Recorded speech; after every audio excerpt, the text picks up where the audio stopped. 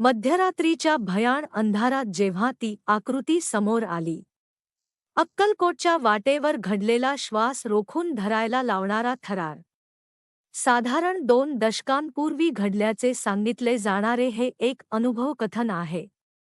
या कथेतील घटना स्वतंत्रपणे पडताळलेल्या नाहीत. अनेक स्वामीभक्त अशा प्रकारचे आध्यात्मिक अनुभव आपल्या श्रद्धेनुसार सांगत असतात.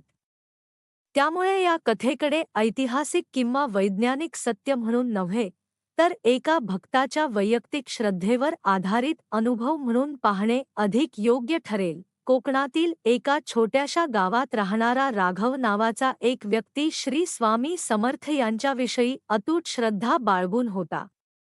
त्याला दरवर्षी अक्कलकोटला जाऊन दर्शन घेण्याची सवय होती. घरातील कामे, व्यवसाय आणि जबाबदाऱ्या सांभाळूनही तो वेळ काढून स्वामींच्या दर्शनासाठी निघत असे. त्याचा असा विश्वास होता की श्रद्धा, संयम आणि प्रामाणिकपणा यांमुळे जीवनातील अनेक संकटांना सामोरे जाण्याची शक्ती मिळते. त्या वर्षीही त्याने अक्कलकोटला जाण्याचा निर्णय घेतला. पावसाळ्याचे दिवस होते. दिवसभर काम आटोपून तो संध्याकाळी आपल्या जुन्या जीपमधून प्रवासाला निघाला.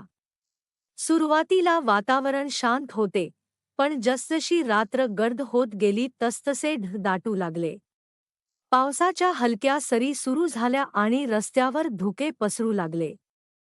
प्रवास लांबचा असल्याने त्याने सावधपणे वाहन चालवणे सुरू ठेवले.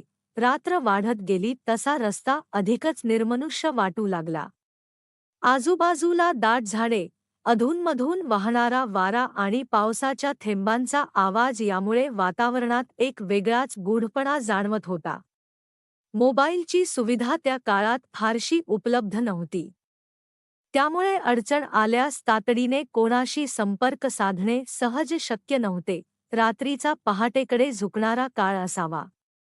राघवची जीप एका डोंगराळ घाटातून पुढे जात होती. अचानक वाहनाच्या इंजिनातून वेगळाच आवाज येऊ लागला.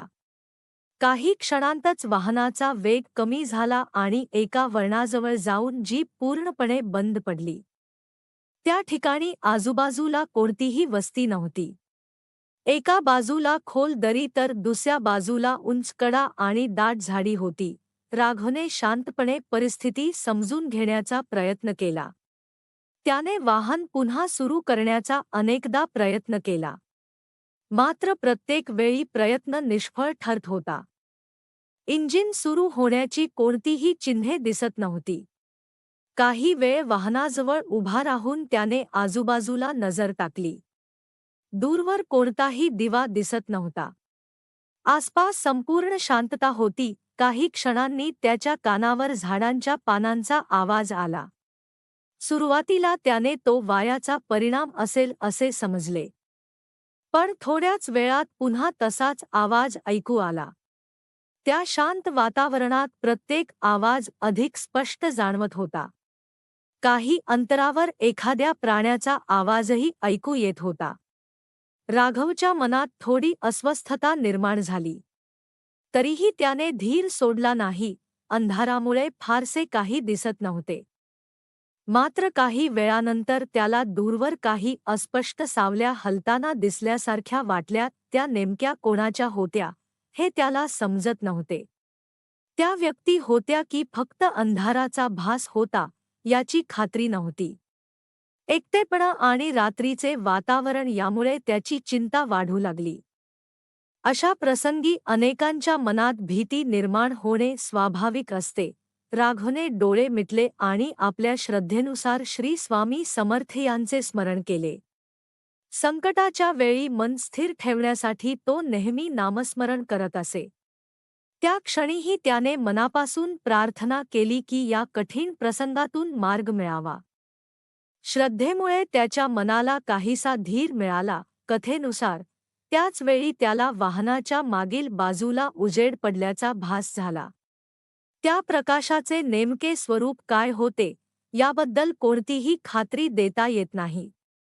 काही भक्तांच्या अनुभवांमध्ये अशा प्रकारच्या प्रकाशाचा उल्लेख आढळतो. राघवच्या कथनानुसार तो प्रकाश अत्यंत तेजस्वी होता आणि काही क्षणांसाठी परिसर उजळून निघाल्यासारखा वाटला. त्या उजेडात त्याला भगव्या वस्त्रांतील एका व्यक्तीची आकृती दिसल्याचा अनुभव आला. त्या व्यक्तीच्या हातात काठी असल्याचे त्याला जाणवले. मात्र अंधार, पाऊस आणि त्या क्षणातील मानसिक अवस्था लक्षात घेता नेमके काय घडले याबाबत निश्चित निष्कर्ष काढणे शक्य नाही. हा भाग पूर्णपणे राघवने सांगितलेल्या अनुभवावर आधारित आहे. राघवच्या कथनानुसार त्या व्यक्तीने शांतपणे त्याच्याकडे पाहिले आणि त्याला धीर देणारे काही शब्द उच्चारले. त्या शब्दांमुळे त्याच्या मनातील भीती कमी झाली. त्यानंतर त्याने पुन्हा वाहन सुरू करण्याचा प्रयत्न केला. यावेळी वाहन सुरू झाले असा त्याचा अनुभव होता. यामागील कारण यांत्रिक असू शकते किंवा योगायोगही असू शकतो. मात्र राघवने हा अनुभव आपल्या श्रद्धेशी जोडला. वाहन सुरू झाल्यानंतर त्याने काही वेळही निवडता तेथून पुढे प्रवास सुरू केला. काही अंतरावर एका धाब्यावर पोहोचल्यावर त्याने विश्रांती घेतली. त्यावेळी त्याने तेथील काही लोकांना घडलेला प्रसंग सांगितला. स्थानिक लोकांनी त्या परिसरात पूर्वी काही अप्रिय घटना घडल्याच्या कथा ऐकल्या असल्याचे सांगितले. तथापि अशा कथांची स्वतंत्र पडताळणी उपलब्ध नाही. राघवने नंतर आपल्या खिशात हात घातला असता त्याला विभूतीसारखा पदार्थ मिळाल्याचे त्याने सांगितले. तसेच वाहनावर काही खुणा दिसल्याचाही त्याचा दावा होता. या गोष्टींची कोणतीही अधिकृत नोंद किंवा स्वतंत्र पुष्टी उपलब्ध नसली तरी त्याने त्या आपल्या आध्यात्मिक अनुभवाचा भाग मानल्या. त्या दिवसानंतर राघवची श्रद्धा अधिक दृढ झाली. त्याच्या मते संकटाच्या क्षणी श्रद्धा, संयम आणि प्रार्थना यांमुळे त्याला मानसिक बळ मिळाले. त्याने आयुष्यभर स्वामींचे नामस्मरण सुरू ठेवले आणि इतरांनाही सकारात्मक विचार, चांगले आचरण आणि श्रद्धेचे महत्त्व सांगत राहिला. अनेक भक्तांना आपल्या आयुष्यात विविध प्रकारचे आध्यात्मिक अनुभव आल्याचे वाटते. काहींना संकटाच्या काळात अनपेक्षित मदत मिळाल्याची भावना असते, तर काहींना प्रार्थनेमुळे मानसिक शांतता लाभल्याचा अनुभव येतो. अशा अनुभवांचे स्वरूप वैयक्तिक असते. प्रत्येक व्यक्ती त्याचा अर्थ आपल्या श्रद्धा, संस्कार आणि अनुभवांनुसार लावत असते. आध्यात्मिक श्रद्धा अनेकांना जीवनातील कठीण प्रसंगांचा सामना करण्यासाठी मानसिक आधार देते. मात्र कोणतीही घटना ही श्रद्धा, परिस्थिती, योगायोग किंवा इतर कारणांमुळे घडली असेल याबाबत निश्चित निष्कर्ष काढणे नेहमीच शक्य नसते. त्यामुळे अशा अनुभवांकडे श्रद्धेचा भाग म्हणून पाहणे अधिक समतोल दृष्टिकोन ठरू शकतो. या कथेतून अनेकांना एक सकारात्मक संदेश मिळू शकतो. संकटाच्या प्रसंगी घाबरून जाता संयम राखणे, धैर्याने परिस्थितीचा सामना करणे, आपल्या श्रद्धेनुसार प्रार्थना करून मन स्थिर ठेवणे आणि योग्य निर्णय घेण्याचा प्रयत्न करणे या गोष्टी महत्त्वाच्या ठरू शकतात. श्रद्धा ही प्रत्येकाची वैयक्तिक बाब आहे आणि ती अनेकांना आशा, धैर्य आणि मानसिक शक्ती देण्याचे कार्य करते.